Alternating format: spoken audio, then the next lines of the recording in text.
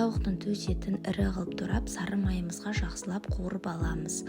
Қаймақты соусымызға қаймақ, дәміне қарай тұз, бұрыш және де ыстық су құйып, жақсылап араластырып аламыз. Осыған бір қасық ұн салып, қайтадан жақсылап араластырамыз. Гарнирге өзіңіз қалауыңызша макарон, пюре, гречкадан да саңыз болады. Біз отбасымызбен осы тағамды күрішпен жегенді жақсы көреміз, сондықтан мен сұйық жуылған күрішімді салып, жақсылап пісіріп алдым. Тауықтың үстіне бір дана жуа қосып, қайтадан жақсылап қуырып аламыз. Дайын болған қаймақты соусымызды бетіне құйып, астын баяу отқа қойып, 20-25 минут бұқтырып пісіріп аламыз. Осындай тойымды, өте дәмді асымыз дайын болды. Жасап көруге кеңес беремін, өте дәмді болып шығады. Каналыма тіркелуді ұмытпаңыздар. Астарыңыз дәмді болсын.